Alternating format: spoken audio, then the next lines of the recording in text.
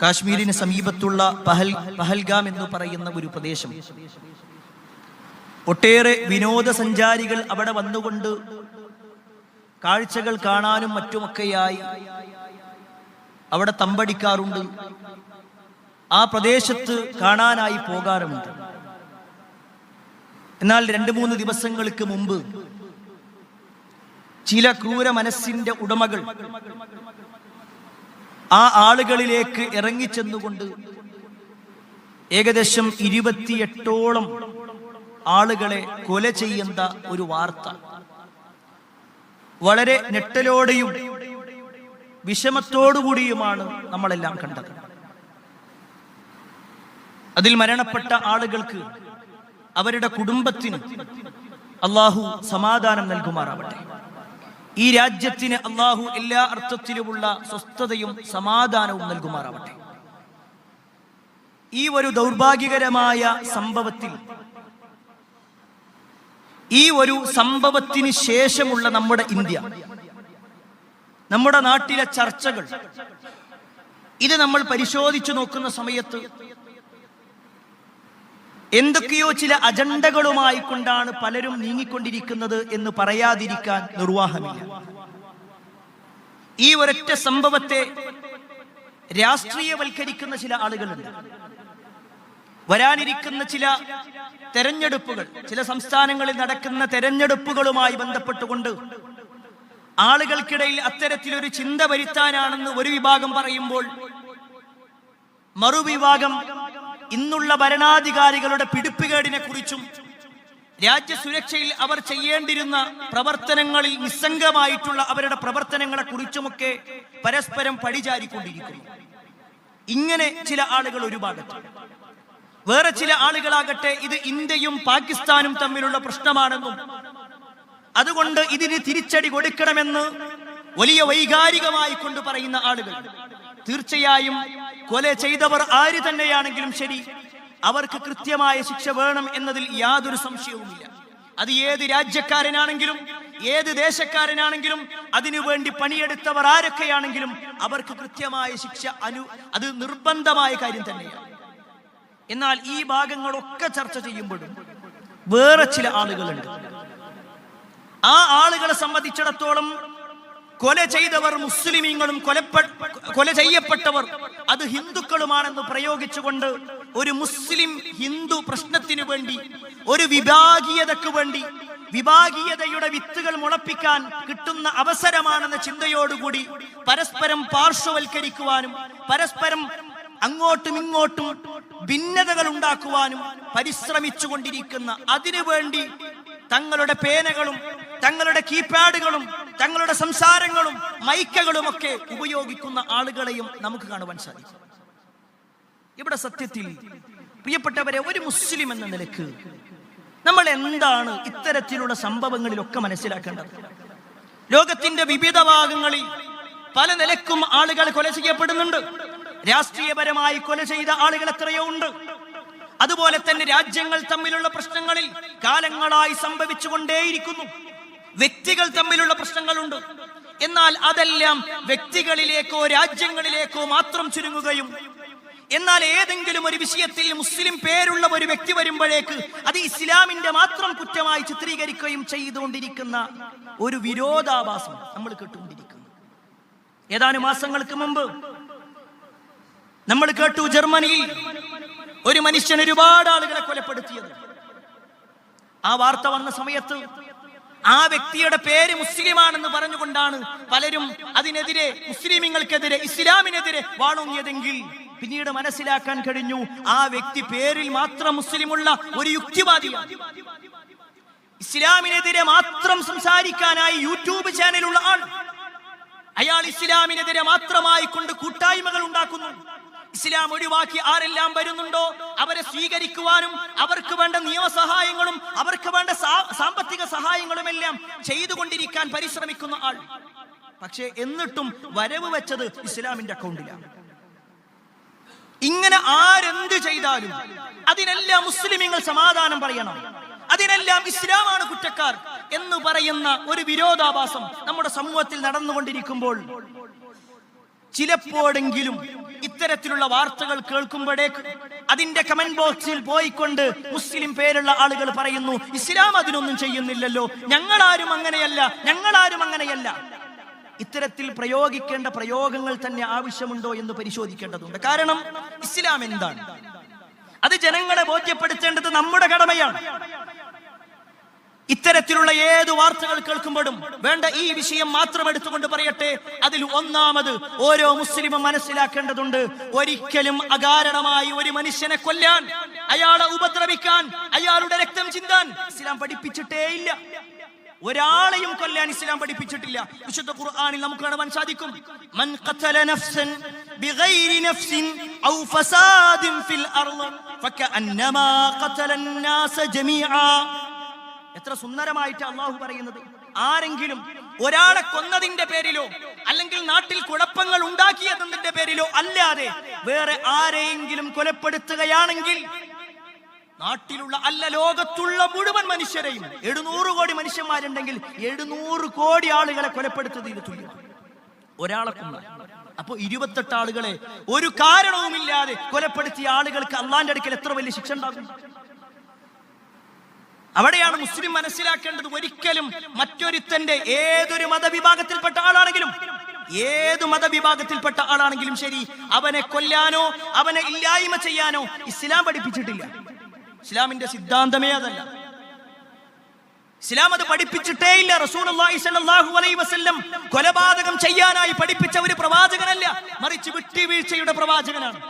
നബി സല്ലല്ലാഹു അലൈഹി വസല്ലമയുടെ കുടുംബത്തിൽപ്പെട്ട പ്രവാചകന്റെ സ്വന്തം എളാപ്പയുടെ തലയെറുത്ത ആളുകളുണ്ട്. ആ എളാപ്പയുടെ വയറ്റിലേക്ക് കുന്തം കുത്തി കയറ്റി കൊലപ്പെടുത്തിയ ആളുകളുണ്ട്. അവരെ തിരിച്ചു കൊല്ലാൻ അവസരം കിട്ടിയിട്ട് നബി സല്ലല്ലാഹു അലൈഹി വസല്ലം അവരെ തിരിച്ചു കൊന്നോ? ഇല്ല. അവരുടെ തലയെറുത്ത ആളുകളെ കിട്ടിയിട്ട് അവരുടെ തിരിച്ചു തലയെറുക്കാൻ വേണ്ടി പറഞ്ഞോ? ഇല്ല. ഇത്രയേറെ കൊലപാതകം ചെയ്ത ആളുകൾ, ഒരുപാട് ഉപദ്രവം ചെയ്ത ആളുകൾ, അവരെ എല്ലാം കിട്ടിയപ്പോഴും റസൂലുള്ളാഹി സ്വല്ലല്ലാഹു അലൈഹി വസല്ലം നടത്തിയ ഒരു പ്രഖ്യാപനമുണ്ട്,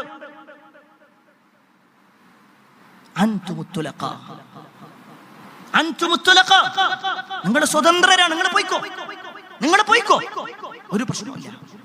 നബി സല്ലല്ലാഹു അലൈഹി വസല്ലം അവരെ കൃത്യമായി കൊണ്ട് ഓരോരുത്തരുടെയും ചോദ്യം ചെയ്തുകൊണ്ട് കൊല്ലാൻ വേണ്ടി പറഞ്ഞിട്ടില്ല. ഇനി കൊന്ന ആളുകളെ പോലും തിരിച്ചു കൊല്ലുക എന്നുള്ളത് ഇസ്ലാം പഠിപ്പിക്കുമ്പോൾ പോലും ചില ആളുകൾക്ക് എന്നിട്ടും പ്രവാചകൻ സല്ലല്ലാഹു അലൈഹി വസല്ലം അവർക്ക് വിട്ടുവീഴ്ച ചെയ്തു കൊടുത്തു. ഇങ്ങനെ പഠിപ്പിച്ച റസൂലുള്ളാഹി സ്വല്ലല്ലാഹു അലൈഹി വസല്ലം എങ്ങനെ കൊലപാതകത്തിന് പ്രോത്സാഹനം നൽകും? വേണ്ട, പ്രവാചകൻ സല്ലല്ലാഹു അലൈഹി വസല്ലം പഠിപ്പിച്ച ചില വാചകങ്ങൾ നോക്ക്. കൊല്ലുന്നത് പോകട്ടെ, ഒരാൾക്കെതിരെ ആയുധം ചൂണ്ടുക എന്നുള്ളത്, ഒരാൾക്കെതിരെ ആയുധം ചൂണ്ടുമ്പോഴാണല്ലോ കൊലപാതകത്തിലേക്ക് പോകുക. എങ്കിൽ ആ ഒരു ചൂണ്ടൽ പോലും പാടില്ല. റസൂലുള്ളാഹി സ്വല്ലല്ലാഹു അലൈഹി വസല്ലമയുടെ ഹദീസിൽ കാണുവാൻ സാധിക്കും, മൻ അശാറ ഇലാ അഖീഹി ബിഹദീദ, ആരെങ്കിലും സ്വന്തം സഹോദരനെതിരെ അവന്റെ ഒരു ആയുധം ചൂണ്ടിക്കഴിഞ്ഞാൽ ഫഇന്നൽ മലായിക തൽഅനുഹു ഹത്താ വഇൻ കാന അഖാഹു ലിഅബീഹി വഉമ്മിഹി, അത് അവൻ ഉപേക്ഷിക്കുന്നത് വരെ മലക്കുകൾ അവനെ ശപിച്ചുകൊണ്ടേയിരിക്കും. അത് കാശ്മീരിലെ തീവ്രവാദിയാണെങ്കിലും ശരി, അതല്ല ഗുജറാത്തിലെ തീവ്രവാദിയാണെങ്കിലും ശരി, ആര് തന്നെ ചെയ്താലും ശരി, നമ്മൾ തന്നെ നമ്മുടെ സഹോദരനെതിരെ, നമ്മുടെ അയൽവാസിക്കെതിരെ, നമ്മുടെ സുഹൃത്തിനെതിരെ, നമ്മുടെ നാട്ടിലുള്ള ഏതെങ്കിലും ഒരു വ്യക്തിക്കെതിരെ വാളോങ്ങുകയോ ഏതെങ്കിലും ഒരു ആയുധം ഉപയോഗിക്കുകയോ ചൂണ്ടുകയോ ചെയ്താൽ പോലും മലക്കുകളുടെ ശാപമുണ്ട്.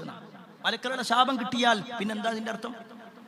മലക്കുകളുടെ ശാപം എന്ന് പറഞ്ഞാൽ ഒരിക്കലും പിന്നെ അവർക്ക് കാരുണ്യം ലഭിക്കുകയേയില്ല. അത്ര ഗൗരവപ്പെട്ട വിഷയമാണ്. ഒരിക്കൽ പോലും കളവ് പറയാത്ത, ഒരു തെറ്റും ചെയ്യാത്ത മലക്കുകൾ നമുക്കെതിരെ അള്ളാഹിനോട് പരാതി പറയാം. അതാണ് ശരിക്കും ആ ഒരു ശാപത്തിന്റെ വാക്ക്. ഗൗരവപ്പെട്ട വിഷയമാണ്. ഒരാളെ കൊല്ലുന്നതും തെറ്റാണ്, അയാൾക്കെതിരെ ആയുധം ചൂണ്ടുന്നതും തെറ്റാണ്. ഇനിയോ അതുമാത്രമല്ല, നമ്മുടെ മനസ്സിലൊരു ഉദ്ദേശമുണ്ട്.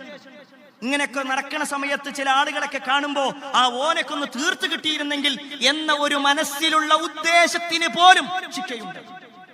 ഒരാളെ കൊല്ലണമെന്ന ആഗ്രഹം അതുപോലും പറ്റൂല എന്ന് ഇസ്ലാം പഠിപ്പിക്കുന്നത്. നബി സല്ലല്ലാഹു അലൈഹി വസല്ലമയുടെ ഹദീസിൽ കാണുവാൻ സാധിക്കും, ഇദാ തവാജഹൽ മുസ്ലിമാനി ബിസൈഫിഹിമാ ഫൽഖാതിലു വൽ മഖ്തൂലു ഫിന്നാർ. രണ്ടാളുകൾ തമ്മിൽ അങ്ങോട്ടും ഇങ്ങോട്ടും യുദ്ധം ചെയ്യാനായി അല്ലെങ്കിൽ പരസ്പരം അങ്ങോട്ടും ഇങ്ങോട്ടും വഴക്കടിക്കുന്നു. രണ്ടാളും അവരുടെ മനസ്സിലുള്ളത് അങ്ങോട്ട് കൊല്ലണം, മറ്റോനാവട്ടെ ഇങ്ങോട്ട് കൊല്ലണം. റസൂലുള്ളാഹി സ്വല്ലല്ലാഹു അലൈഹി വസല്ലം പറയാണ്, ഫൽഖാതിലു വൽ മഖ്തൂലു ഫിന്നാർ. കൊന്നവനും കൊല്ലപ്പെട്ടവനും നരകത്തിലാണ്. കൊന്നവനാകട്ടെ കൊല്ലപ്പെട്ടവനാകട്ടെ അവൻ നരകത്തിലാണ്. അപ്പൊ സ്വഹാബിമാര് ചോദിക്കാണ്, യാ റസൂലല്ലാഹ് ഹാദൽ ഖാതിൽ ഫമാ ബാലുൽ മഖ്തൂൽ. അല്ല, കൊല്ലപ്പെട്ടവന്റെ വിഷയത്തിൽ കൊന്നവനെ സംബന്ധിച്ചിടത്തോളം നരകത്തിൽ തന്നെയാണ്. അയാൾ കൊലയാളിയാണല്ലോ. എന്നാൽ കൊല്ലപ്പെട്ടവൻ എങ്ങനെ നരകത്തിലെത്തും? കൊല്ലപ്പെട്ടവൻ എങ്ങനെയാ നരകത്തിലെത്തുക? ആ സമയത്ത് റസൂലുള്ളാഹി സ്വല്ലല്ലാഹു അലൈഹി വസല്ലം പറയാണ്, ഇന്നഹു ഖദ് അറാദ ഖത്ല സാഹിബിഹി. അവന്റെ മനസ്സിൽ എന്താ ഉണ്ടായിരുന്നത്? കിട്ടിയാൽ മറ്റോനെ കൊല്ലണം, ഒരവസരം കിട്ടിയാൽ മറ്റോനെ കൊല്ലണം. എങ്കിൽ ആ ഉദ്ദേശം, അവന്റെ നീയത്ത്, അവന്റെ ആഗ്രഹം, അതുപോലും അവനെ നരകത്തിലേക്ക് എത്തിക്കും. ഇത്രയും പഠിപ്പിച്ചതിൽ ഒരു മേഖലയിൽ മറ്റൊരാളെ കൊല്ലാനോ അയാളെ ഇല്ലാതാക്കാനോ അയാളെ വെട്ടിമുറിക്കാനോ അയാൾക്കെതിരെ വെടിയുതിർക്കുവാനോ ഒന്നും പഠിപ്പിക്കാത്തവൻ. എന്നാലും കുറ്റം ഇസ്ലാമില്ല, എന്നാലും കുറ്റം മുസ്ലിമിങ്ങിനാ. അവിടെയാണ് ഈ വിഷയം കൃത്യമായി നമ്മൾ ആദ്യം മനസ്സിലാക്കുക. അതോടൊപ്പം ചേർത്ത് വെക്കേണ്ട ചില കാര്യങ്ങളുണ്ട്. ഈ ഒരു വിഷയത്തിനെ കുറിച്ച് ഇങ്ങനെ കേൾക്കുമ്പോൾ ചിലപ്പോഴെങ്കിലും ചില വാർത്താ ചാനലുകളിൽ വന്ന ചില കാര്യങ്ങളുണ്ട്. കലിമയുമായി ബന്ധപ്പെട്ടുകൊണ്ടുള്ള വാക്ക് നിർബന്ധപൂർവം ഈ കൊലയാളികളായ ആളുകൾ ഓരോ ആളുകളുടെ അടുക്കിലേക്കും അവരുടെ കയ്യിലുള്ള മെഷീൻ ഗണ്ണുമായി കൊണ്ട് AK-47 ബന്ധപ്പെട്ടുകൊണ്ട് കലിമ ചൊല്ല് അല്ലെങ്കിൽ കൊല്ല, കലിമ ചൊല്ലുകയാണെങ്കിൽ അവരെ ഒഴിവാക്കും. ഇങ്ങനെ പറയപ്പെടുന്നു. എത്രത്തോളം യാഥാർത്ഥ്യമാണെന്ന് പലപ്പോഴും നമുക്ക് തിരിച്ചറിയാൻ പറ്റാത്തൊരവസ്ഥയാണ് നമ്മുടെ ഇന്ത്യ രാജ്യത്ത്. ഇത് യാഥാർത്ഥ്യമാണെങ്കിൽ, ഇങ്ങനെ പറഞ്ഞത് ശരിയാണെങ്കിൽ, ഇങ്ങനെ സംഭവിച്ചിട്ടുണ്ടെങ്കിൽ ആ പറഞ്ഞ വ്യക്തികൾ അവർക്ക് ഇസ്ലാം മനസ്സിലായിട്ടില്ല എന്നതിന് അർത്ഥം. ഒരു തോക്ക് ചൂണ്ടിക്കൊണ്ട് അയാളോട് കലിമ ചൊല്ലാൻ വേണ്ടി പറഞ്ഞു, അയാൾ കലിമ ചൊല്ലിയാൽ അയാൾ മുസ്ലിമായോ? ഒരു തോക്ക് ചൂണ്ടിക്കൊണ്ട് ജയ് ശ്രീറാം വിളിച്ചു കഴിഞ്ഞാൽ ഒരാൾ ജയ് ശ്രീറാം വിളിച്ചു എന്നതുകൊണ്ട് അയാൾ ഹിന്ദുവായി മാറുമോ? അത് മാറാത്തിടത്തോളം കാലം ഇയാൾ മുസ്ലിമാകൂല. പിന്നെ എന്താണ് ഈ കലിമ? ഒരു പക്ഷേ പല ആളുകൾക്കും അറിയൂല. കലിമ എന്ന് കേൾക്കുന്നുണ്ട്. എന്താണ് കലിമ? ഇസ്ലാമിൽ കലിമ എന്നുള്ള പ്രയോഗം വരുമ്പോ കലിമത്തു ഷഹാദയുണ്ട്, കലിമത്തു തൗഹീദും. രണ്ടും ബന്ധപ്പെട്ടതന്നെ. ഒരാൾ ഇസ്ലാമിലേക്ക് വരണമെങ്കിൽ ഒരു വാക്ക് പ്രഖ്യാപിക്കണം. ലാ ഇലാഹ ഇല്ലല്ലാഹ് മുഹമ്മദുർ റസൂലുള്ളാഹ്, അശ്ഹദു അൻ ലാ ഇലാഹ ഇല്ലല്ലാഹ് വ അശ്ഹദു അന്ന മുഹമ്മദർ റസൂലുള്ളാഹ്. അല്ലാഹു അല്ലാതെ ആരാധനക്കർഹനായി മറ്റാരുമില്ലെന്നും മുഹമ്മദ് മുസ്തഫ സല്ലല്ലാഹു അലൈഹി വസല്ലം അല്ലാഹുവിന്റെ ദൂതനാണെന്നും ഞാൻ സാക്ഷിയാണ്. അഖൂലു എന്നല്ല, ഞാൻ പറയുന്നു എന്നല്ല. അസ്മഉ, ഞാൻ കേട്ടിട്ടുണ്ട് എന്നല്ല. അശ്ഹദു എന്ന് പറയണമെങ്കിൽ ഞാൻ അതിന് സാക്ഷിയാണെന്ന് പറയണം, ഞാൻ അതിന് സാക്ഷിയാവണം. അതല്ലാതെ ഏതെങ്കിലും ഒരു ദുർബല നിമിഷത്തിൽ ഭീഷണിക്ക് അടിമപ്പെട്ടുകൊണ്ടോ അല്ലെങ്കിൽ ഏതെങ്കിലും സാമ്പത്തികമായ സഹായങ്ങൾ കിട്ടുമെന്ന പ്രതീക്ഷയാലോ ഒരാൾ ഷഹാദത്ത് കലിമ ചൊല്ലിയിട്ട് യാതൊരു കാര്യവുമില്ല. ഇങ്ങനെ പറയാൻ വേണ്ടി, പ്രഖ്യാപിക്കാൻ വേണ്ടി പറഞ്ഞിട്ടുണ്ടെങ്കിൽ ആ വ്യക്തികൾക്ക് ഇസ്ലാമിനെ മനസ്സിലായിട്ടില്ല. അവർ മനസ്സിലാക്കിയിട്ടില്ല എന്നതിന്റെ ഏറ്റവും വലിയ തെളിവാണ് AK-47 സാധാരണക്കാരായ ആളുകളുടെ നെഞ്ചകങ്ങളിലേക്ക് ചെന്നത്. അവർക്ക് ഇസ്ലാം അറിയൂല എന്നതിന്റെ ഏറ്റവും വലിയ തെളിവാണ്. ഇനി അവർ മുസ്ലിമാണോ അല്ലേ എന്നുള്ളത് പിന്നീട് മനസ്സിലാക്കും. കാരണം ഒരുപാട് വ്യാജ ഏറ്റുമുട്ടലുകൾ നമ്മുടെ നാട് കണ്ടതാണ്. പക്ഷെ ഇവിടെ മനസ്സിലാക്കേണ്ട ഒരു വിഷയമുണ്ട്. അങ്ങനെ ഒരാൾ പ്രഖ്യാപിച്ചാൽ അയാൾ മുസ്ലിമാകുമോ? അങ്ങനെ പ്രഖ്യാപിക്കേണ്ടതാണോ ഇസ്ലാമിലെ ഷഹാദ അല്ലെങ്കിൽ ഇസ്ലാമിലെ കലിമ? ആ കലിമത്ത് പ്രഖ്യാപിച്ചാൽ ഒരാൾക്ക് സ്വർഗമുണ്ട്, യാതൊരു സംശയവുമില്ല. പക്ഷേ അതെങ്ങനെയായിരിക്കണം? നബി സല്ലല്ലാഹു അലൈഹി വസല്ലം പറഞ്ഞു, മൻ ഖാല ലാ ഇലാഹ ഇല്ലല്ലാഹ് ദഖലൽ ജന്ന. ആരെങ്കിലും ലാ ഇലാഹ ഇല്ലല്ലാഹ് പറഞ്ഞു കഴിഞ്ഞാൽ അവന് സ്വർഗമുണ്ട്. അല്ലാഹു അല്ലാതെ ആരാധനക്കർഹനായി മറ്റാരുമില്ല എന്നൊരാൾ പ്രഖ്യാപിച്ചാൽ അയാൾക്ക് സ്വർഗമുണ്ട്. ഈ വാക്കൊരാൾ പറഞ്ഞു എന്നതുകൊണ്ട് മാത്രം അയാൾ സ്വർഗത്തിലെത്തുമോ? ഇത് കേവലം ഈ ഒരു ചർച്ചയുടെ വിഷയത്തിൽ മാത്രമല്ല, മുസ്ലിം എന്ന നിലയ്ക്ക് നമ്മൾ മനസ്സിലാക്കണം. നമ്മളും പണ്ട് മുതലേ ചൊല്ലുന്നുണ്ട്. 1-ാം ക്ലാസ്സിലും 2-ാം ക്ലാസ്സിലും പാട്ടായിക്കൊണ്ടും അതേപോലെ തന്നെ നമ്മുടെ ഉസ്താദന്മാർക്ക് പറഞ്ഞു കൊടുത്തുകൊണ്ടുമൊക്കെ അശ്ഹദു അല്ലാ ഇലാഹ ഇല്ലല്ലാഹ് വ അശ്ഹദു അന്ന മുഹമ്മദ റസൂലുള്ളാഹ് നമ്മൾ പറഞ്ഞിട്ടുണ്ട്. എന്നാൽ എന്താ അതുകൊണ്ട് അർത്ഥമാക്കുന്നത്? എന്തൊക്കെയാണ് അതിന്റെ നിബന്ധനകൾ? എന്തിനാണത് പ്രഖ്യാപിക്കുന്നത്? അത് പ്രഖ്യാപിക്കുന്ന സമയത്ത് എന്തെല്ലാം കാര്യങ്ങൾ ശ്രദ്ധിക്കേണ്ടതുണ്ട്? ഇതൊന്നും പല ആളുകൾക്കും അറിയില്ല. മഹാനായ വഹബ് ബിൻ മുനബ്ബഹ് റഹ്മത്തുള്ളാഹി അലൈഹിയുടെ അടുക്കലേക്ക് ഒരാൾ വന്നിട്ട് ചോദിക്കാണ്, അലൈസ ലാ ഇലാഹ ഇല്ലല്ലാഹ് മിഫ്താഹുൽ ജന്ന? അല്ല, സ്വർഗത്തിന്റെ വാതിൽ എന്ന് പറഞ്ഞാൽ, സ്വർഗത്തിന്റെ താക്കോൽ എന്ന് പറഞ്ഞാൽ അത് ലാ ഇലാഹ ഇല്ലല്ലാഹ് തന്നെയല്ലേ? ലാ ഇലാഹ ഇല്ലല്ലാഹ് എന്നൊരാൾ പറഞ്ഞാൽ അത് സ്വർഗത്തിന്റെ താക്കോലല്ലേ? ആ സമയത്ത് അദ്ദേഹം പറയാണ്, ബലാ, അതെ, ലാ ഇലാഹ ഇല്ലല്ലാഹ് എന്നത് സ്വർഗത്തിന്റെ താക്കോല് തന്നെയാണ്. പക്ഷേ വലാകിൻ, പക്ഷേ ലൈസ മിഫ്താഹുൻ ഇല്ലാ ലഹു അസ്നാൻ, ഏതൊരു താക്കോലും അതിന് പല്ലുകൾ ഉണ്ടാവും.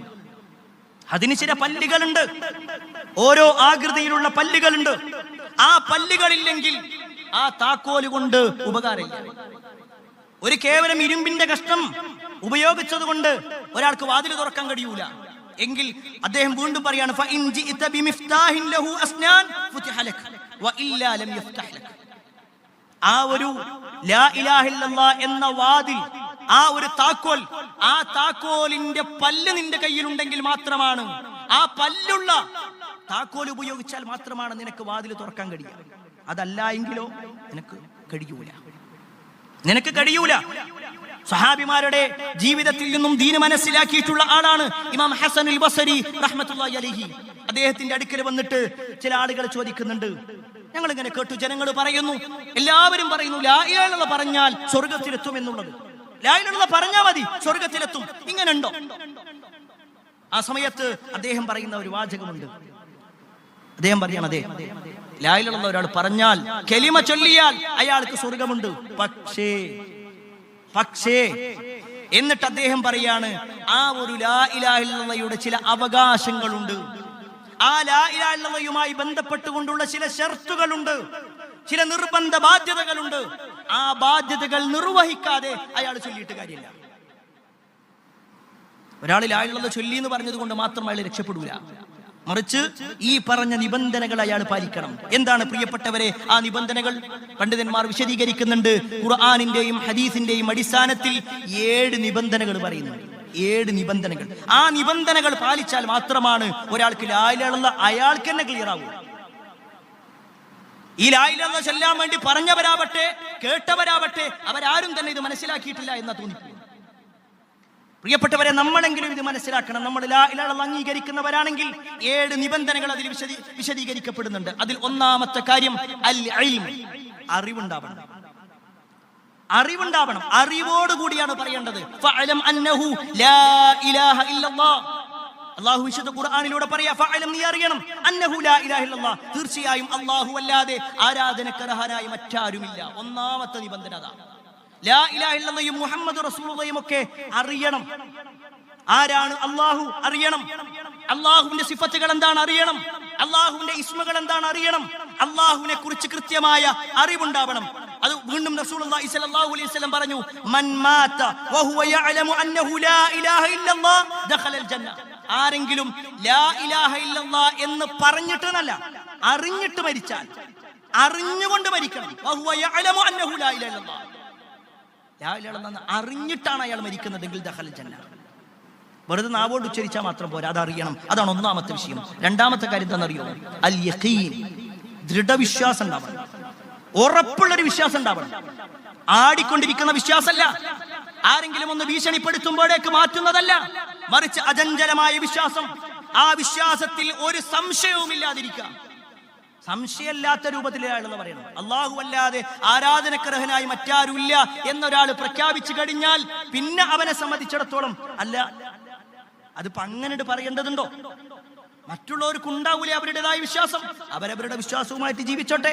പക്ഷെ ഒരു വിശ്വാസിയെ സംബന്ധിച്ചിടത്തോളം ആ ഒരു വിശ്വാസത്തിൽ അല്ലാഹു അല്ലാതെ ആരാധനക്കർഹനില്ല എന്ന വിശ്വാസത്തിൽ അവരൊരു മാറ്റം ഉണ്ടാവില്ല. വിശുദ്ധ ഖുർആനിലൂടെ പറയാണ്, വിശ്വാസി ആരാ? ഇന്നമൽ മുഅ്മിനൂന അല്ലദീന ആമനൂ ബില്ലാഹി വറസൂലിഹി സുമ്മ ലം യർതാബു. തീർച്ചയായും വിശ്വാസികൾ എന്ന് പറഞ്ഞാൽ ആരാണ്? അല്ലദീന ആമനു, അവർ വിശ്വസിച്ചവരാണ്. ബില്ലാഹി വറസൂലിഹി, അല്ലാഹുവിനെ കൊണ്ടും റസൂലിനെ കൊണ്ടും അവർ വിശ്വസിച്ചവരാണ്. പിന്നെ അവർക്കൊരു സംശയവും അതില്ല, ഒരു സംശയവുമില്ലാത്ത മുന്നോട്ട് പോയാണ്. അവിടെ ഇങ്ങനെ വേറെ ആർക്കെങ്കിലും ചാൻസ് ഉണ്ടാവോ? അവർക്കും കഴിവുണ്ടാവൂലേ? ഇന്ന ആളുകളോട് കൂടി ചോദിച്ചാൽ അവർക്കും സഹായിക്കാൻ കഴിയൂലേ? ഈ വിശ്വാസം ഒന്നും വിശ്വാസിക്കുണ്ടാവില്ല. അല്ലാഹുവിൽ വിശ്വസിക്കുക എന്ന് പറഞ്ഞാൽ, ലാ ഇലാഹ ഇല്ലല്ലാഹ് അംഗീകരിക്കുക എന്ന് പറഞ്ഞാൽ യഖീൻ ഉണ്ടാകും, ഒരു ഉറപ്പുണ്ടാകും. അതൊരിക്കലും തന്നെ അങ്ങോട്ടും ഇങ്ങോട്ടും ചാഞ്ചാടുന്ന ഒരു അവസ്ഥയാകൂല. മൂന്നാമത്തെ കാര്യമോ അൽ ഖബൂൽ, സ്വീകരിക്കണം. പരിപൂർണമായ ഒരു സ്വീകരിക്കൽ ഉണ്ടാവണം. ലാ ഇലാഹ ഇല്ലല്ലാഹ് എന്ന് പ്രഖ്യാപിക്കുക മാത്രമല്ല, അത് സ്വീകരിക്കാൻ എന്ത് പറഞ്ഞാലും, അല്ലാഹുവും റസൂലും എന്ത് പറഞ്ഞാലും അത് സ്വീകരിക്കാൻ കഴിയണം. അവിടെ റസൂലുള്ളാഹി സ്വല്ലല്ലാഹു അലൈഹി വസല്ലം വലിയ ഒരു ഉദാഹരണം പറയുന്നുണ്ട്. അതിൽ വിശ്വാസിയുടെ കാര്യം മാത്രം പറയാം. ഒരു നല്ല മഴ പെയ്തു. ആ മഴ പെയ്ത സമയത്ത് അത് ഭൂമിയിലേക്ക് ഇങ്ങനെ സ്വീകരിച്ചുകൊണ്ട് അതിൽ നിന്ന് നല്ല ഫലങ്ങൾ ഉൽപ്പാദിപ്പിക്കുന്ന മണ്ണ്, ആ മണ്ണ് പോലെയായിരിക്കും വിശ്വാസി. ലാ ഇലാഹ ഇല്ലല്ലാഹ് അംഗീകരിക്കുന്ന വിശ്വാസിയെ സംബന്ധിച്ചിടത്തോളം അവനെല്ലാം സ്വീകരിക്കും. അല്ലാഹു എന്തു പറഞ്ഞു? ഖുർആനിലുണ്ട് എന്നാ ഞാൻ സ്വീകരിച്ചു, ഹദീസിലുണ്ട് എന്നാ ഞാൻ സ്വീകരിച്ചു. അതല്ലാതെ ഖുർആനിലുണ്ട്, ആ ഖുർആനിലൊക്കെ അങ്ങനെ ഇരുന്നോട്ടെ, ഹദീസിലുണ്ട്, അതിന്റെ ബുദ്ധിക്ക് യോജിക്കണില്ല, എന്നെ സംബന്ധിച്ചിടത്തോളം എന്റേതായ ചില അഭിപ്രായങ്ങളുണ്ട് എന്നൊരാൾ പറയുകയാണെങ്കിൽ അവൻ ലാ ഇലാഹ ഇല്ലല്ലാഹ് അംഗീകരിച്ചിട്ടില്ല. ലാ ഇലാഹ ഇല്ലല്ലാഹ് അംഗീകരിച്ചിട്ടില്ല. ലാ ഇലാഹ ഇല്ലല്ലാഹ് അംഗീകരിച്ചവനാണെങ്കിൽ അല്ലാഹു എന്തു പറഞ്ഞാലും അവൻ അനുസരിക്കും. റസൂലുള്ളാഹി സ്വല്ലല്ലാഹു അലൈഹി വസല്ലം എന്തു പറഞ്ഞാലും അവൻ അനുസരിക്കും. അതാണ് യഥാർത്ഥ വിശ്വാസം. ഇനിയോ ലാ ഇലാഹ ഇല്ലല്ലാഹയുടെ മറ്റൊരു നിബന്ധനയാണ്, ഷർത്താണ് അൽ ഇൻഖിയാദ്, കീഴൊതുങ്ങുക എന്നുള്ളത്. അല്ലാഹുവിലേക്ക് കീഴൊതുങ്ങണം, പൂർണ്ണമായി അല്ലാഹുവിലേക്ക് കീഴൊതുങ്ങണം. എന്തിലും, ജീവിതത്തിന്റെ മുഴുവൻ മേഖലകളിലും, ജനിച്ചത് മുതൽ മരിക്കുന്നത് വരെ, എഴുന്നേറ്റത് മുതൽ ഉറങ്ങുന്നത് വരെ, ജീവിതത്തിന്റെ എല്ലാ മേഖലകളിലും നമ്മളെല്ലാവരും ചൊല്ലുന്ന ഒരു വാചകമുണ്ട്. ഒരു പക്ഷേ നമ്മളൊക്കെ നമസ്കാരത്തിന്റെ തുടക്കത്തിൽ പറയും, വജ്ജഹ്തു വജ്ഹിയ ലില്ലദീ ഫത്തറസ് സമാവാതി വൽ അർള ഹനീഫൻ മുസ്ലിമാ വമാ അന മിനൽ മുശ്രിക്കീൻ. ഒരു പക്ഷേ നമുക്ക് എല്ലാവർക്കും അറിയാം. ഇതിന്റെ ബാക്കി കൂടിയുണ്ട്. അത് ഖുർആനിലുള്ള വാചകം. ഖുർആനിലുള്ള വാചക അല്ലാഹു പറയാണ്, ഖുൽ നബിയെ പറയുക, ഇന്ന സ്വലാത്തി വനുസുകി വമഹ്യായ വമമാതി ലില്ലാഹി റബ്ബിൽ ആലമീൻ. ഖുൽ നബിയെ പറയുക, ഇന്ന സ്വലാത്തി എന്റെ നമസ്കാരവും, വനുസുകി എന്റെ ആരാധനാ കർമ്മങ്ങളും, വമഹ്യായ എന്റെ ജീവിതവും, വമമാതി എന്റെ മരണവും, ലില്ലാഹി റബ്ബിൽ ആലമീൻ സർവ്വലോകങ്ങളുടെയും രക്ഷിതാവായ അല്ലാഹുവിനാകുന്നു. എത്ര സുന്ദരമാണ് ഈ വാക്ക്. ജീവിതത്തിന്റെ എല്ലാ മേഖലയും അത് അല്ലാഹ്. നിസ്കരിക്കുമ്പോ മാത്രം അല്ലാഹ്, നോമ്പെടുക്കുമ്പോ മാത്രം അല്ലാഹ്, പുറത്തിറങ്ങിക്കഴിഞ്ഞാൽ പിന്നെ എനിക്ക് ഇഷ്ടമുള്ള രൂപത്തിൽ, കച്ചവടം അതെനിക്ക് തോന്നിയ പോലെ, പെരുമാറ്റം അതെന്റെ ഇഷ്ടത്തിനനുസരിച്ചുകൊണ്ട്, വാക്കുകൾ പറയുമ്പോ അതെനിക്ക് തോന്നിയ പോലെ അല്ല. ഇന്ന സ്വലാത്തി വനുസുകി വമഹ്യായ, വമഹ്യായ എന്റെ ജീവിതം മുഴുക്കെ, വമമാതി എന്റെ മരണവും. അവിടെ പ്രത്യേക ഒരു കാര്യം കൂടി മനസ്സിലാക്കണം, ജീവിതം കൃത്യമായാലേ മരണം കൃത്യമാകും. വമഹ്യായ എന്റെ ജീവിതം അല്ലാഹ്ക്കാണെന്ന് പറയുമ്പോഴാണ് മരണം അല്ലാഹുവിന് സമർപ്പിക്കാൻ കഴിയുള്ളൂ. അതല്ലെങ്കിലോ പരാജയപ്പെട്ടു. അവിടെ പ്രിയപ്പെട്ടവരെ, ഒരു വിശ്വാസിയെ സംബന്ധിച്ചിടത്തോളം ഈ വാചകങ്ങൾ ഒരിക്കലും മറന്നു പോകാൻ പാടില്ല. ഈ പറഞ്ഞ ഓരോ നിബന്ധനകളും കൃത്യമായി കൊണ്ട് മുന്നോട്ട് കൊണ്ടുപോകണം. ഇനി അഞ്ചാമത്തെ വിഷയമുണ്ട്, അസ്സിദ്ഖ്, സത്യസന്ധത എന്നാണ്. ഒരാൾ ലാ ഇലാഹ ഇല്ലല്ലാഹ് പറയുമ്പോ ഒരിക്കലും അതിലൊരു കളവുണ്ടാകാൻ പാടില്ല. ഭൗതികമായ താല്പര്യങ്ങൾക്ക് വേണ്ടിയാകാൻ പാടില്ല, എങ്ങനെയെങ്കിലും രക്ഷപ്പെടാൻ വേണ്ടിയാകാൻ പാടില്ല. അവിടെയാണ് ഈ കലിമ ചൊല്ലിപ്പിച്ചു എന്നത് സത്യമാണെങ്കിൽ, അല്ലെങ്കിൽ അത് ചോദിച്ചു എന്നത് സത്യമാണെങ്കിൽ, അങ്ങനെ ഒരാൾ ചൊല്ലി എന്നത് കൊണ്ട് അയാൾ മുസ്ലിമാണെന്ന് പറയാൻ പറ്റൂല. ഒരാൾ അയാൾക്കുള്ള ലാഭത്തിന് വേണ്ടി അയാൾ പറയാണ്, എനിക്കൊരു 2 ലക്ഷം രൂപ ആവശ്യമുണ്ട്, നിങ്ങൾ എല്ലാവരും കൂടി എനിക്കൊരു 2 ലക്ഷം തരികയാണെങ്കിൽ ഞാൻ ഇസ്ലാമിലേക്ക് വരാം. അയാൾ അങ്ങനെ പൈസ കൊടുത്തിട്ട് കൊണ്ടുവരേണ്ടതല്ല ഇസ്ലാം. ഒരാൾ പറയാണ്, എനിക്കൊരു ജോലി തന്നാ ഞാൻ ഇസ്ലാം സ്വീകരിച്ചോളാം. ആ ജോലി കൊടുത്തുകൊണ്ട് അയാളെ സ്വീകരിപ്പിക്കേണ്ടതല്ല ഇസ്ലാം. മറിച്ച് അയാൾ സത്യസന്ധമായി കൊണ്ടാ വരേണ്ടത്. ഒരിക്കലും ഒരു അളവ് പോലും അയാൾക്ക് ഭൗതികമായ ചിന്തയോ അതിനുള്ള താല്പര്യങ്ങളോ ഒന്നും ഉണ്ടാകാൻ പാടില്ല. റസൂലുള്ളാഹി സ്വല്ലല്ലാഹു അലൈഹി വസല്ലം പറയാണ്, മാ മിൻ അഹദിൻ യശ്ഹദു അല്ലാ ഇലാഹ ഇല്ലല്ലാഹ് വ അന്ന മുഹമ്മദ റസൂലുള്ളാഹ് സിദ്ഖൻ മിൻ ഖൽബിഹി. ലാ ഇലാഹ ഇല്ലല്ലാഹ് മുഹമ്മദ് റസൂലുള്ളാഹ് എന്നത് ഹൃദയത്തിൽ അങ്ങേയറ്റം സത്യസന്ധമായി കൊണ്ട് ഒരാൾ പറഞ്ഞാൽ ഇല്ലാ ഹറമഹുല്ലാഹു അലന്നാർ, അല്ലാഹു സുബ്ഹാനഹു വതആല അവനെ നരകം ഹറാമാക്കാതിരിക്കുകയില്ല. നരകം ഹറാമാക്കപ്പെടുന്ന ഒരു കാര്യമാണ് ലാ ഇലാഹ ഇല്ലല്ലാഹ്. പക്ഷേ സിദ്ഖൻ മിൻ ഖൽബിഹി, നാവ് ഒന്ന് പറയാ, ജീവിതം വേറൊന്നും. പേരിലെന്താ മുസ്ലിമാണ്. ഞാൻ ഈ പറയുന്നത് ഈ തീവ്രവാദത്തിനു വേണ്ടി ഒരുങ്ങിയിരിക്കുന്ന ആളുകളുടെ വിഷയത്തിൽ മാത്രമല്ല, എല്ലാ മുസ്ലിമീങ്ങളും. മുസ്ലിമാണോ അവൻ പറയുന്ന ലാ ഇലാഹ ഇല്ലല്ലാഹ്, അവൻ പറയുന്ന മുഹമ്മദ് റസൂലുള്ളാഹ് സിദ്ഖൻ മിൻ ഖൽബിഹി, അതുണ്ടാവണം. മനസ്സിൽ സത്യസന്ധമായിട്ട് പറയാൻ കഴിയണം. പ്രിയപ്പെട്ടവരെ, നമ്മളൊന്ന് സ്വയം പരിശോധിച്ചു നോക്കി കാണി. നമ്മളൊക്കെ ജീവിതത്തിൽ ഈ ലാ ഇലാഹ ഇല്ലല്ലാഹും മുഹമ്മദ് റസൂലുള്ളാഹിയും നാവ് കൊണ്ട് ഉച്ചരിച്ചു എന്നല്ലാതെ ചില പ്രതിസന്ധികൾ വരുന്ന സമയത്ത് അല്ലാഹു അല്ലാത്തവരിലേക്ക് കൈകൾ നീട്ടുന്നവരില്ലേ നമ്മുടെ സമൂഹത്തിൽ?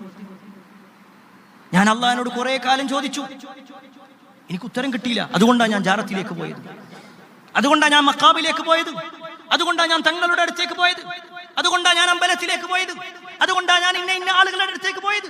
പറയുന്ന ആളുകൾ സിദ്ഖൻ മിൻ ഖൽബിഹി ഇല്ല, ഇല്ല, അവരെ സംബന്ധിച്ചിടത്തോളം ഇല്ല. അത് കേവലം ഈ ശിർക്കൻ വിശ്വാസങ്ങളുടെ വിഷയത്തിൽ മാത്രമല്ല, എല്ലാ ഘട്ടങ്ങളിലും ഹറാമ് അല്ലാഹു സുബ്ഹാനഹു വതആല ചെയ്യരുത് എന്ന് പറഞ്ഞ എത്ര കാര്യങ്ങൾ ഈ സിദ്ഖൻ മിൻ ഖൽബിഹി അറിഞ്ഞുകൊണ്ട് നമ്മൾ റെഡിയായിട്ടുണ്ടോ? ഭൗതികമായ ലാഭങ്ങൾക്ക് വേണ്ടി കച്ചവടത്തിൽ എന്തെല്ലാം കുതന്ത്രങ്ങൾ നടത്തുന്നുണ്ട്, എന്തെല്ലാം വഞ്ചനകൾ നടത്തുന്നുണ്ട്. പലിശയുടെ വിഷയം അറിയാത്തവരാണോ ഈ സമൂഹം?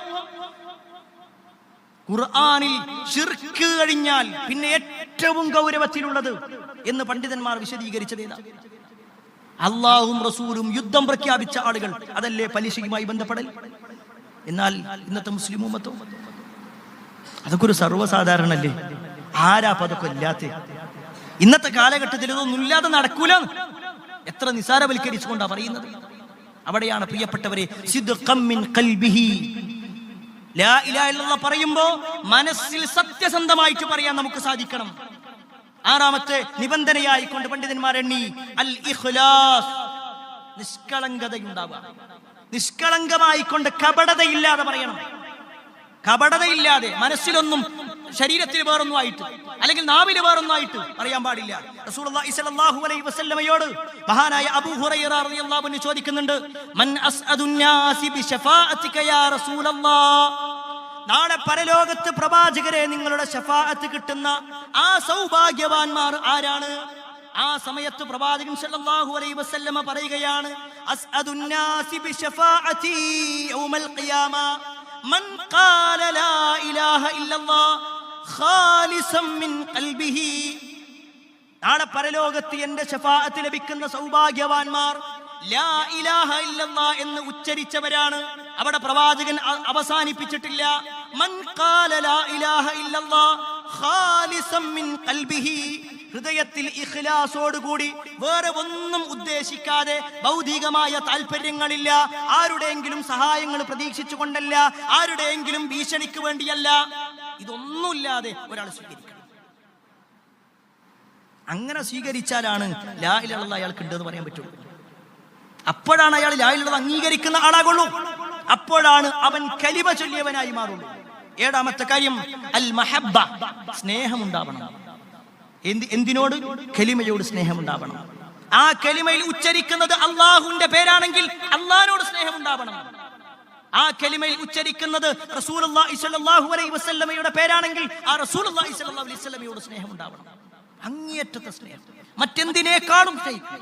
അതുകൊണ്ടാണ് റസൂലുള്ളാഹി സ്വല്ലല്ലാഹു അലൈഹി വസല്ലം പറഞ്ഞത്, സലാത്തുൻ മൻ കുന്ന ഫീഹി വജദ ഹലാവത്തുൽ ഈമാൻ.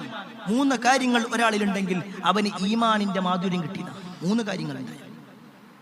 മൂന്ന് കാര്യങ്ങൾ ഉണ്ടെങ്കിൽ അവൻ ഈമാനിന്റെ മാധുര്യം ആസ്വദിച്ചു. എന്നിട്ട് റസൂലുള്ളാഹി സ്വല്ലല്ലാഹു അലൈഹി വസല്ലം പറയാണ്, മറ്റെന്തിനേക്കാളും അല്ലാഹുവിനെയും റസൂലിനെയും ഇഷ്ടപ്പെടാതെ. ഒന്നാമത്തെ കാര്യം അല്ലാഹുവിനെയും റസൂലിനെയും ഇഷ്ടപ്പെടാതെ മറ്റെന്തിനേക്കാളും.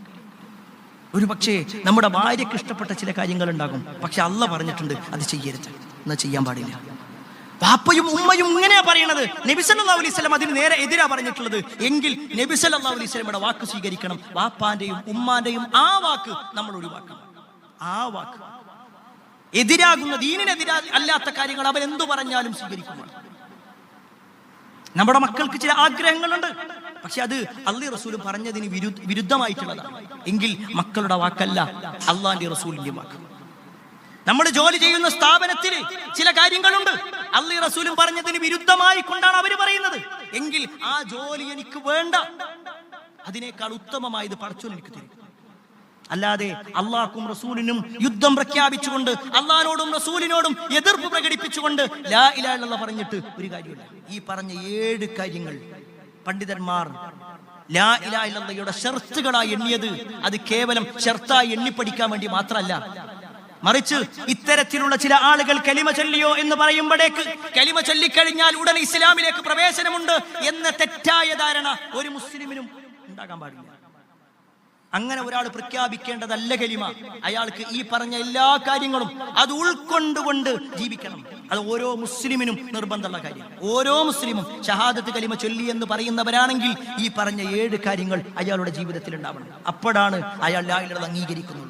പ്രിയപ്പെട്ടവരെ, അത്തരത്തിലുള്ള യഥാർത്ഥ മുഅ്മിനീങ്ങളായി മുസ്ലിമീങ്ങളായി ജീവിക്കാൻ ഞാനും നിങ്ങളും പരിശ്രമിക്കുക. അതിന് അല്ലാഹു സുബ്ഹാനഹു വ തആല നമുക്ക് ഏവർക്കും തൗഫീഖ് നൽകുമാറാവട്ടെ. അൽഹംദുലില്ലാഹി റബ്ബിൽ ആലമീൻ വസ്സലാത്തു വസ്സലാമു അലാ റസൂലില്ലാഹ് വഅലാ ആലിഹി വഅസ്ഹാബിഹി അജ്മഈൻ, അമ്മാ ബഅദ്. പ്രിയപ്പെട്ട സഹോദരങ്ങളെ, സത്യവിശ്വാസികളെ, അള്ളാഹുവിൻ്റെ വിധിവിലക്കൽ അനുസരിച്ചുകൊണ്ടും പ്രവാചകൻ സല്ലല്ലാഹു അലൈഹി വസല്ലമയുടെ ജീവിതചര്യ പിൻപറ്റിക്കൊണ്ടും ജീവിക്കണമെന്ന് ഒരിക്കൽ കൂടി എന്നോടൊന്ന് നിങ്ങൾ ഓരോരുത്തരോടും ഉണർത്തുകയാണ്, വസിയ്യത്ത് ചെയ്യുക. നമ്മുടെ രാജ്യത്ത് സംഭവിച്ച ഏറെ വിഷമകരമായ ഒരു വിഷയത്തെക്കുറിച്ചും അതിൽ വിശ്വാസി മനസ്സിലാക്കേണ്ടതായ ചില തിരിച്ചറിവുകളെ കുറിച്ചുമാണ് ഓർമ്മപ്പെടുത്തിയത്. ആ ഒരു സംഭവത്തെ പലപ്പോഴും മുസ്ലിമീങ്ങൾ മുഴുവൻ ഇത്തരത്തിലാണ്. ഇവർ പഠിക്കുന്ന ഖുർആനും ഇവർക്ക് മതം പഠിപ്പിച്ചു കൊടുത്ത മുഹമ്മദുമൊക്കെ ഇത്തരത്തിൽ ആളുകളെ കൊല്ലാനായി പരിശ്രമിക്കുന്നവരാണ് എന്നാണ് ഈ തീവ്രവാദികളുടെയും ഭീകരവാദികളുടെയും വിഷയത്തിൽ പലരും പ്രഖ്യാപിക്കുന്നതെങ്കിൽ, ആ കൊല ചെയ്യപ്പെട്ട ആളുകളുടെ പേരുകൾ പരിശോധിക്കുമ്പോൾ അവിടെയും ചില മുസ്ലിം പേരുകൾ നമുക്ക് കാണാൻ പറ്റും. അവിടെയും ചില മുസ്ലിം പേരുകളുണ്ട്. കൊന്നവർ മാത്രമല്ല, അല്ലെങ്കിൽ കൊല ചെയ്യപ്പെട്ടവരിലും ഈ പറയപ്പെട്ട പേരുകൾ കാണാൻ കഴിയും.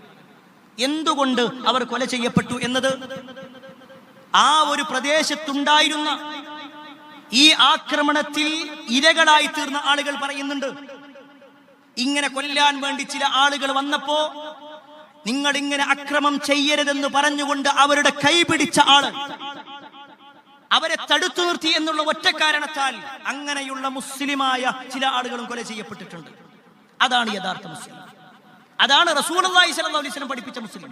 നബി സല്ലല്ലാഹു അലൈഹി വസല്ലം പറഞ്ഞു, മൻ റആ മിൻകും മുൻകറൻ ഫൽയുഗയ്യിർ ബിയദി ഫഇല്ലം യസ്തതി ഫബിലിസാനി ഫഇല്ലം യസ്തതി ഫബിഖൽബി ഫദാലിക അദ്അഫുൽ ഈമാൻ. നിങ്ങൾ ആരെങ്കിലും ഒരു അക്രമം കണ്ടാൽ, ഒരു തിന്മ കണ്ടാൽ, നിങ്ങൾ നിങ്ങളുടെ കൈ കൊണ്ട് എതിർക്കണം, കൈ കൊണ്ട് നിങ്ങൾ തടുക്കണം. ഫഇല്ലം യസ്തതി, അതിന് നിങ്ങൾക്ക് സാധിക്കുകയില്ലെങ്കിൽ നാവ് കൊണ്ട് നിങ്ങൾ തടുക്കണം. അതിനും നിങ്ങൾക്ക് സാധിക്കുകയില്ലെങ്കിൽ ഫബിഖൽബി, ഹൃദയം കൊണ്ടെങ്കിലും. ഫദാലിക അദ്അഫുൽ ഈമാൻ, അതാണ് ഈമാനിൽ ഏറ്റവും ചെറുത്. ആ ഈമാൻ പോലും നഷ്ടപ്പെട്ടു പോയി ഇന്നത്തെ സമൂഹത്തിൽ. ആരെന്ത് തെറ്റ് ചെയ്യുന്നത് കണ്ടാലും ശരി, എന്ത് തോന്നിവാസങ്ങൾ ചെയ്താലും ശരി, അതൊന്നും ഞാനുമായി യാതൊരു ബന്ധമില്ല. ഈ പറയുന്നത് നാട്ടിലെ മുഴുവൻ ആളുകളെയും സദാചാര പോലീസ് കളിച്ചുകൊണ്ട് എല്ലാവരെയും എതിർക്കണമെന്നല്ല.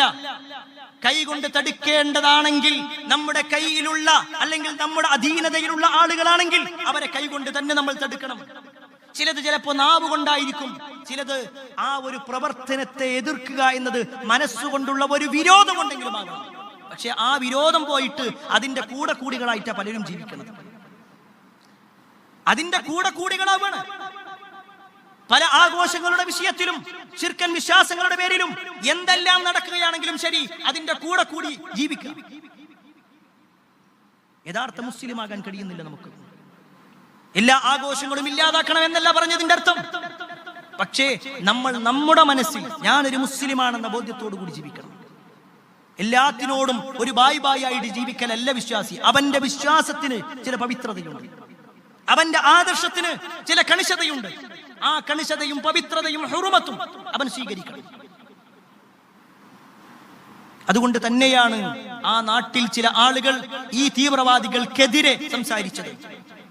ആളുകൾ പ്രയാസപ്പെട്ടപ്പോ അവർക്ക് വേണ്ട ഭക്ഷണം കൊണ്ടുകൊടുത്ത ആളുകൾ, അവരെ സഹായിച്ച ആളുകൾ, അവർക്ക് വേണ്ട സൗകര്യങ്ങൾ ചെയ്തു കൊടുത്ത ആളുകൾ, അവരെല്ലാവരും മുസ്ലിമുകളായിരുന്നു. പക്ഷെ അതൊന്നും പല ആളുകളും പ്രഖ്യാപിക്കുന്നേ ഇല്ല, അത് ന്യൂസ് ആവുന്നേ ഇല്ല, അത് സംസാരിക്കുന്നേ ഇല്ല. മറിച്ച് കൊലയാളികളുടെ മതം മാത്രം നോക്കുക. അവിടെ സഹായികളുണ്ട്, ആ സഹായികൾ അവരുടെ മതത്തിന്റെ ഭാഗമായിട്ടാ ചെയ്തത്. അത് ഏത് നാട്ടിലാണെങ്കിലും ശരി, കൊലപാതകിയാവാനല്ല ഇസ്ലാം പഠിപ്പിച്ചത്, കൊലപാതകികളുടെ കൈകൾ പിടിക്കാനാണ് ഇസ്ലാം പഠിപ്പിച്ചത്. ആക്രമിക്കാനല്ല ഇസ്ലാം പഠിപ്പിച്ചത്, അക്രമിയുടെ കൈ പിടിക്കാനാണ് ഇസ്ലാം പഠിപ്പിച്ചത്. അവിടെ അക്രമിയെ അല്ല സഹായിക്കേണ്ടത്, മറിച്ച് ആക്രമിക്കപ്പെട്ടവനെ സഹായിക്കണം. അവന് വേണ്ട സൗകര്യങ്ങൾ ചെയ്തു കൊടുക്കണം. അവനെ സഹായിച്ചുകൊണ്ട്, അവനെ പരിഗണിച്ചുകൊണ്ട് മുന്നോട്ട് പോകണം. അതാണ് ഇസ്ലാം പഠിപ്പിക്കുന്നത്. എങ്കിൽ പ്രിയപ്പെട്ടവരെ, അത്തരത്തിലുള്ള മുസ്ലിമീങ്ങളായി നമ്മൾ മാറണം. എന്തുകൊണ്ട് എന്ന് ചോദിച്ചാൽ, ഈ പറഞ്ഞ ആളുകൾ അത് സ്വീകരിക്കാൻ ഒരു കാരണമുണ്ട്. വിശുദ്ധ ഖുർആനിലെ ഒരു ആയത്ത്, സൂറത്തുൽ മാഇദയിലെ 32-ാമത്തെ ആയത്ത് നമ്മൾ പരിശോധിക്കണം പ്രിയപ്പെട്ടവരെ. ഇത്തരത്തിലുള്ള കൊലപാതകങ്ങൾക്ക് നേതൃത്വം കൊടുക്കുന്നവരാകട്ടെ, അതിനെതിരെ നിലകൊള്ളുന്നവരാവട്ടെ, അവർ മനസ്സിലാക്കേണ്ട ഒരു ആയത്തുണ്ട്. ആരെങ്കിലും ഒരാളെ മനഃപൂർവ്വം കൊല്ലുകയാണെങ്കിൽ ലോകത്തുള്ള മുഴുവൻ മനുഷ്യരെയും കൊല്ലുന്നതിന് തുല്യമാണ് എന്ന് പഠിപ്പിച്ച അതേ ആയത്തിൽ അതിന്റെ ബാക്കി ഭാഗം അള്ളാഹു പറയാണ്, വമൻ അഹ്യാഹാ, ആരെങ്കിലും ജീവിപ്പിക്കുകയാണ്, അഥവാ ഒരാളെ കൊല്ലാൻ നോക്കുമ്പോ ആ കൊലപാതകയുടെ കയ്യിൽ നിന്ന് ഒരാളെ രക്ഷപ്പെടുത്തുന്നുവെങ്കിൽ ഫകഅന്നമാ അഹ്യന്നാസ ജമീഅ, ലോകത്തുള്ള മുഴുവൻ മനുഷ്യരെയും രക്ഷിച്ചതിന് തുല്യമാണ്. അതാ ഇസ്ലാം പഠിപ്പിക്കുന്നത്. കൊലപാതകയുടെ കൂടെ നിൽക്കാനല്ല, അവനെതിരെ നിൽക്കാനാ പഠിപ്പിച്ചിട്ടുള്ളത്. ആക്രമിക്കുന്നവന്റെ കൂടെ നിൽക്കാനല്ല, അവനെതിരെ നിൽക്കാനാ പഠിപ്പിച്ചിട്ടുള്ളത്. അതുകൊണ്ട് പ്രിയപ്പെട്ടവരെ, അങ്ങനെ ഈ സമൂഹത്തെ രക്ഷപ്പെടുത്താൻ, ഈ നാടിനെ രക്ഷപ്പെടുത്താൻ നമ്മൾ അഹോരാത്രം പരിശ്രമിച്ചുകൊണ്ടേയിരിക്കണം. പ്രത്യേകിച്ച് ഞാൻ തുടക്കത്തിൽ സൂചിപ്പിച്ച വാചകം, ഇതൊരു അജണ്ടയായി സ്വീകരിച്ച ആളുകളുണ്ട്. രണ്ട് വിഭാഗമായി തമ്മിൽ തല്ലിപ്പിക്കാൻ നോക്കി നിൽക്കുന്ന കഴുകൻ കണ്ണുകളുണ്ട്. അത് നമ്മൾ മറക്കാൻ പാടില്ല. നമ്മുടെ സോഷ്യൽ മീഡിയകൾ ചലിപ്പിക്കുമ്പോൾ, അതിൽ ഷെയർ ബട്ടൺ പോകുന്ന സമയത്ത്, ലൈക്ക് അടിക്കുന്ന സമയത്ത് നമ്മൾ പരിശോധിക്കണം, ഞാൻ എൻ്റെ ഒരു വാക്ക് അതിൽ പോസ്റ്റ് ചെയ്താൽ അത് എങ്ങനെയായിരിക്കും സമൂഹത്തെ ബാധിക്കുക, ഏത് രൂപത്തിലായിരിക്കും സമൂഹത്തെ ബാധിക്കുക. ഞാനൊരു തുടക്കക്കാരനാകാൻ പാടില്ല, ഒരു അക്രമത്തിന്റെയും തുടക്കക്കാരനായി ഞാൻ മാറാൻ പാടില്ല, അതിന്റെ കൂടെ കൂടിയായിട്ടും ഞാൻ മാറാൻ പാടില്ല. മറിച്ച് എല്ലാത്തിനും എതിർക്കുന്ന ഒരു സാഹോദര്യ ബന്ധത്തോടു കൂടി നമ്മൾ ഈ രാജ്യത്തെ പൗരന്മാരാണ്. ഈ രാജ്യത്തോട് നമുക്ക് ചില കടപ്പാടുകളുണ്ട്. ഈ രാജ്യത്തിന്റെ നിയമങ്ങൾ സ്വീകരിക്കേണ്ടവരാണ് നമ്മൾ. ആ നിലക്ക് ഈ രാജ്യത്തോടുള്ള എല്ലാ ബന്ധങ്ങളും ചേർത്തുകൊണ്ട് തന്നെ മുന്നോട്ട് പോകാൻ ഞാനും നിങ്ങളും പരിശ്രമിക്കുക. അതിന് അല്ലാഹു സുബ്ഹാനഹു വ തആല നമുക്ക് ഏവർക്കും തൗഫീഖ് നൽകുമാറാവട്ടെ. എല്ലാ അർത്ഥത്തിലും നന്മകൾ ചെയ്ത് ജീവിക്കുന്ന ആളുകളിൽ അല്ലാഹു നമ്മെ ഏവരെയും ഉൾപ്പെടുത്തുമാറാവട്ടെ. ഒരുപാട് ആളുകൾ പ്രാർത്ഥന കൊണ്ട് വസിയത്ത് നൽകിയിട്ടുണ്ട്. എല്ലാവരുടെയും പ്രാർത്ഥനകൾ അല്ലാഹു സ്വീകരിക്കുമാറാവട്ടെ. അല്ലാഹുമ്മ ഗ്ഫിർ മുഅ്മിനീന വൽ മുഅ്മിനാത്ത് വൽ മുസ്ലിമീന വൽ മുസ്ലിമാത്ത് അൽഅഹ്യാഇ മിൻഹും വൽ അംവാത്ത് ഇന്നക മുജീബു ദഅവാതി യാ ഖാദിൽ ഹാജാത്ത്. അല്ലാഹുമ്മ أجرنا من النار، اللهم أجرنا من النار، اللهم أجرنا من النار. ربنا آتنا في الدنيا حسنة وفي الآخرة حسنة وقنا عذاب النار.